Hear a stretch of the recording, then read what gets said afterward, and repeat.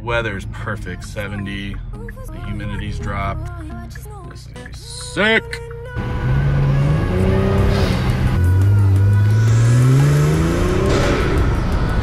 Now that's what I'm talking about. GoPro on the hood with the wind socks.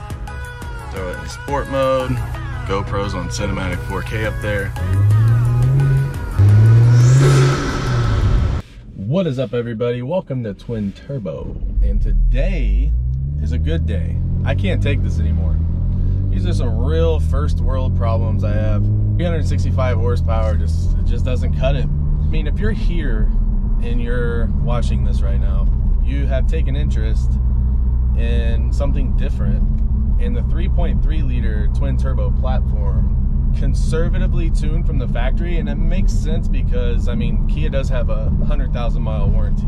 I think they knew that people were going to do this, like Burger Tuning, with who makes the JB4. There's a Lab 3. There's other companies that make tunes. You can have a custom tune done. These are piggyback tunes, so you can just disconnect them and change the maps. I can change it with my phone. This car, you know, it's a lot easier to explain and emphasize how much of a difference the modifications along with the tune does for this car. Like, it is just flat out insane, and you really notice it when you get used to it for a few months, and then you remove those all at once.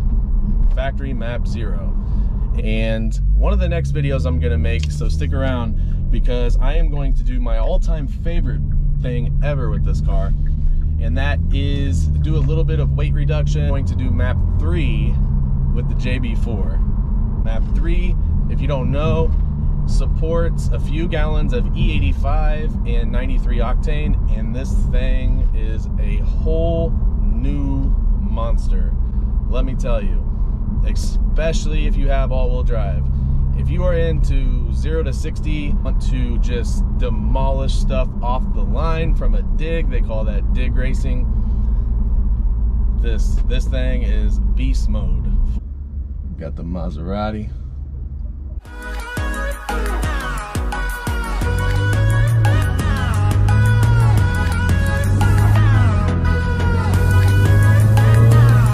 We are going to put those back on. For those of you who do not know, the battery is located, you'll lift this up, you'll take your spare tire out, and then here's your battery. And all I do is just disconnect the negative, and that's all. It's really easy. Okay, and you're gonna need some general tools, really easy. And I know one of them's, yeah, this is a 12 mil. You're gonna need a 10 mil. And I lost my big 10 mil, which sucks. I got a small driver, which you'll see for the fittings down on the turbo, the couples or whatever you call them. And I know I use this for something. This is a 5/16. And we're gonna be using these to grip the clips on the O-rings so we can get slack off of them and then pull them off. So step 1, after you disconnect the battery, we're gonna remove these things because they will be in the way. So my neighbor decided to mow the grass, and this is like burning up. Definitely want to unscrew that, get it loose, because that's gonna have to come off. But there's a bolt down there, there's a bolt there, and there's a bolt there. Those are 10 mil bolts. Then you have to squeeze this. All right, guys, so after you unloosen the 3 bolts I just showed you, take that off. You gotta know something here. There's a factory front snorkel that helps bring in like true cold air. Now you should be able to just lift this out. So next, I think what I'm gonna tackle, see, as we see, we just have this air tube connected to this tube, and then after that, it's just bolted straight onto the turbo.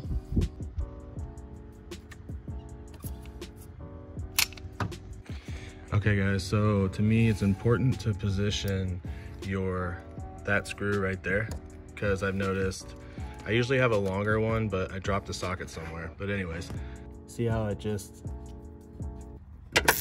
loosens. So recommend getting a little cheap plastic tool off Amazon. These come in handy, especially for clips and stuff like that. Dirt cheap.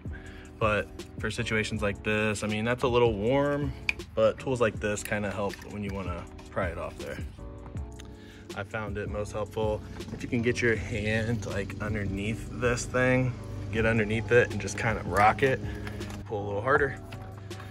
And we have, yeah, that's connected down there. I'll remove that, and then this side is done for removal. So that hose right here was connected to that right there. And then now, as you see, there's one more. There's no like O-ring on it, so that's it. Not hard at all. Let's see the turbo. So guys, on this side, I'm not gonna bore you. It's literally the same thing, it's reciprocated. 3 bolts, and everything I just did on that side, you'll do on this side. Make sure you undo that, then it, remember, it lifts right out. Look, man, you guys should already be feeling so much better right now. I mean, look at all that real estate that's open from those huge air boxes that are super restrictive. Insane. Okay, so on this one, guys, you have a clip right there, and this one's actually easier. Yeah, because there's nothing on the bottom side. It's just connected to the turbo. Now you're gonna want to reuse some of these clips and some of these hoses that I remember. I know one's in the box that came with the Injen intake.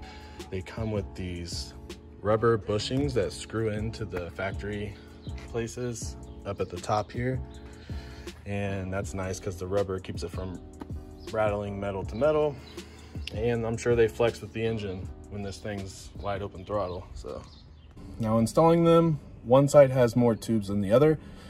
They're a little different, but I like them. I have much more space under there, I feel like, with the Injen intakes, but mainly, and now that I got the first socks on the GoPro, I want to put that GoPro by the hood outside and hear what the turbos sound like from people, what people are outside of the cabin are hearing, the best that I can. So that's coming. So in case you get confused when you pull these out of the box, this is how they go. And then the cone goes out that way. Okay, so you're gonna have 2 bushings like this, and they go at the top here where you originally put one of the bolts for the 3rd airbox hole. But anyway, yeah, they go right there. This is why I don't like taking stuff apart. So it's installed to go on and not take on and off, which I'm not doing this anymore. So this is it. I gotta super glue this, and now I have a delay. Sweet, my neighbor had some super glue, really strong super glue, rapid dry. So I'm gonna let that dry, but yeah, I have to get a new one. Okay guys, don't forget you have these 2 factory snorkels. There's a bolt on the top, and then there's a bolt underneath it, directly opposite. Same for the front one. You gotta remove those 2 bolts, and you gotta get these snorkels out. Okay, so we got the snorkels and the boxes out and the tubes, so we're pretty much ready to install the intakes now. Oh my gosh, I can't wait, dude. It sounds so much better. So this is when the 5/16 socket is going to come into play, so I recommend you get these out here. If they're flipped the other way around, they're going to be hard to screw down because it's a little tight in there. So, and then if you're OCD like me, you want to turn the engine coupler there. You want to look at it and see it like that. At least I do. So guys, use common sense when you're attaching this coupler to the turbo. Put your finger down there and make sure it's flush and there's no gaps. And I recommend you take the extension off and hand tighten it first. Go ahead and get that tight because we can, this, you know, it's a little pliable still, even though it's on there good. Now you can see what the purpose of that rubber mount is. Don't do what I did the first time I did and try to install this real tight. It's fine. You just tighten it down by hand. This part you want to tighten pretty good, and then as you tighten that, this will spin too, so it's pretty solid.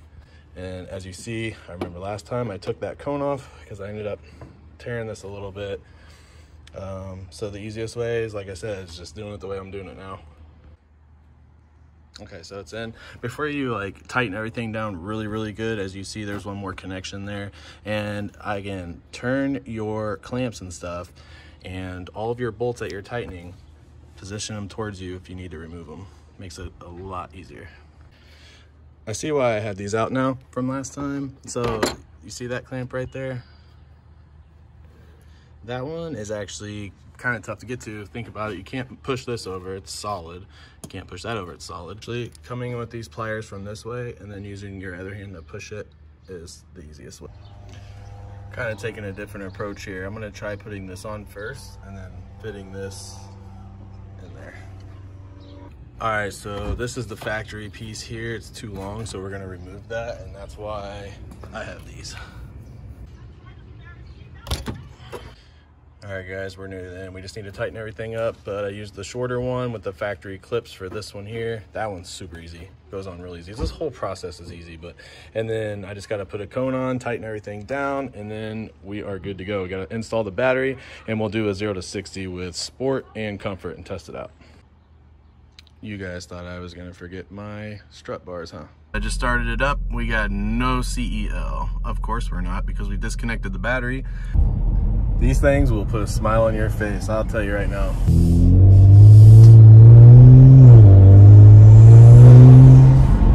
Oh my gosh, that's the best mod you can do, I'm telling you. As far as dollar for enjoyment, actually no, the JB4 is the best. It fixed all my problems. But these are just, I mean, they're so great to listen to, the turbo. Okay, while I still have daylight, like I said guys, I got the suction cup with me. I put those windsocks on there and they made a huge difference on the before and after videos I was watching on YouTube. And just to reiterate what I did here, it's a simple hack, and there's a GoPro media mod for the Hero 9, which is the latest one for now. The media mod is not, like, compared to this hack right here, I was super impressed. So we're gonna try this out. Oh, I hear the gurgles. I love the gurgles.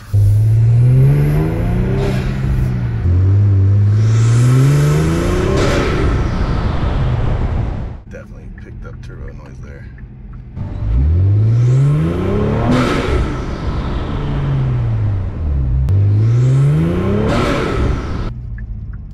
No CELs. I think we're good to drive back with it, guys.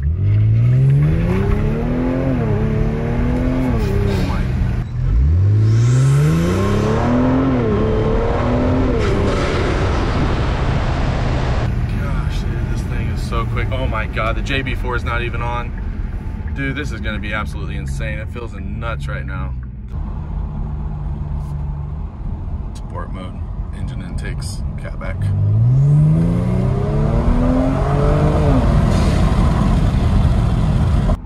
See, to me, this is the problem with this setup. So like, I can tell, like it'll get used to it. It takes a little bit of time. The computer is like, what's going on?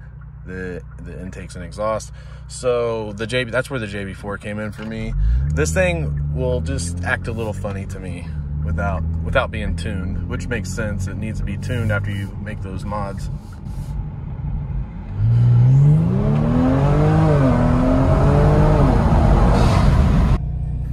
All right guys, thanks for watching. This was the Injen intake install. I hope it can help somebody. I'm losing daylight, so I'm not going to rush and slap together a JB4 video, even though I want to put it on really bad right now.